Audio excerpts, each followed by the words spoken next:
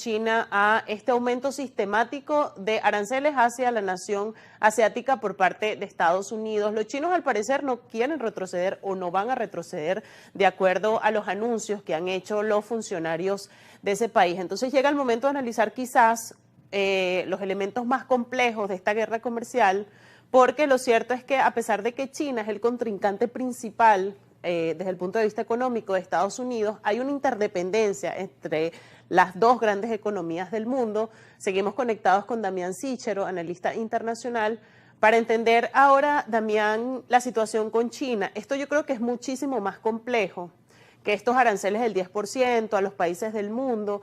Era más probable encontrar la negociación con otros países que con China. Tú lo decías muy bien en el segmento anterior, Estados Unidos ya no juega igual en el tablero internacional con la misma hegemonía, y ahora China, por supuesto, ya no es el mismo país que cuando entró en la Organización Mundial del Comercio, por ejemplo, ya es la segunda potencia económica mundial. Entonces, ¿cómo entender este asunto, las consecuencias de la guerra comercial con China, de esta escalada de aranceles, porque la verdad es que también China ha respondido, y el impacto que puede tener esto para la economía global?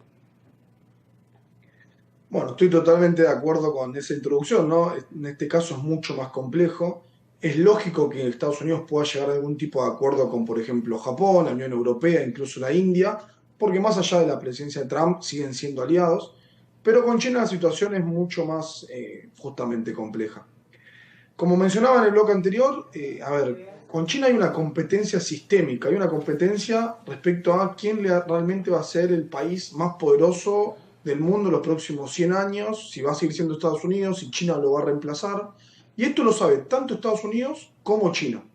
Justamente como China sabe que estos aranceles van mucho más allá de lo económico, no está dando el brazo a torcer, porque sabe que esto no se resuelve nada más con un acuerdo comercial.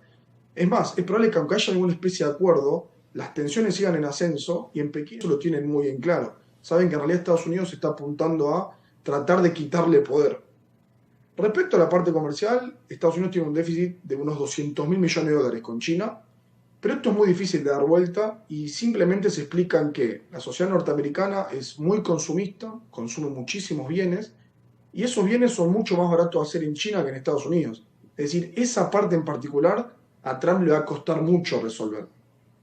Lo que sí puede lograr Trump, comercialmente hablando, es reducir la dependencia de China en cuestiones estratégicas y cuestiones, por ejemplo, de desarrollo de inteligencia artificial, microchips, que es justamente lo que Estados Unidos trata de cortar con China, ¿no? Que China se quede sin acceso a este tipo de situaciones. Pero en realidad, vuelvo a insistir, esto va mucho más allá de lo comercial, es una cuestión de quién va a liderar el mundo a futuro.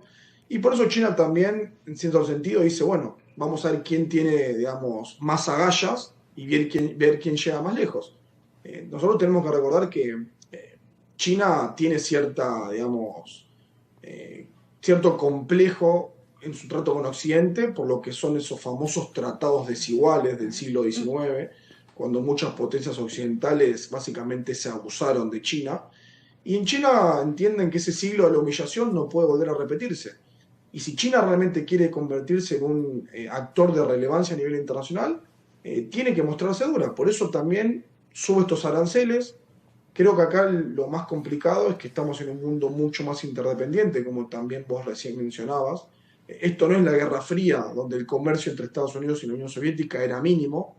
Acá el comercio entre China y Estados Unidos representa cerca del 4 o 5% del PIB de Estados Unidos. Entonces, cualquier medida que tome Estados Unidos o cualquier medida que tome China, la van a sufrir las propias poblaciones.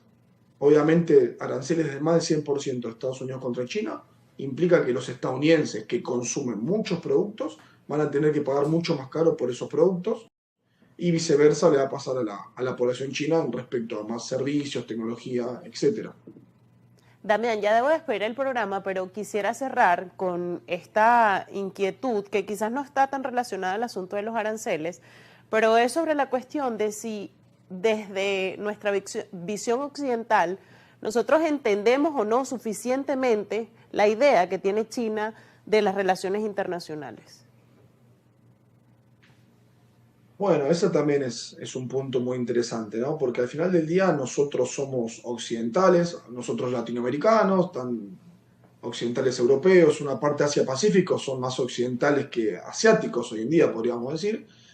Pero China es una cultura milenaria, ¿no? Es un imperio que tiene muchísimos años, que en algún momento llegó a dominar gran parte de Asia, y ellos sienten en parte que son una nación elegida.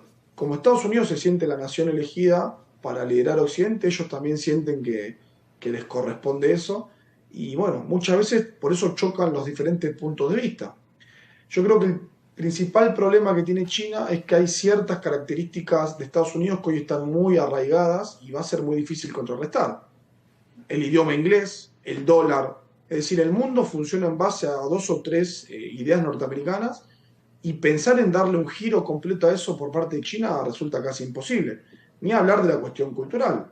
Cuando nosotros decimos que China está incrementando su influencia en América Latina, la está aumentando económicamente hablando, pero en cuanto a cultura nosotros no tenemos nada que ver con China y aunque más personas puedan interesarse por ese país, al final del día no van a lograr tener ese famoso soft power que sí tiene Estados Unidos con películas de Hollywood, sus triunfos en los Juegos Olímpicos, el deporte, etcétera, etcétera.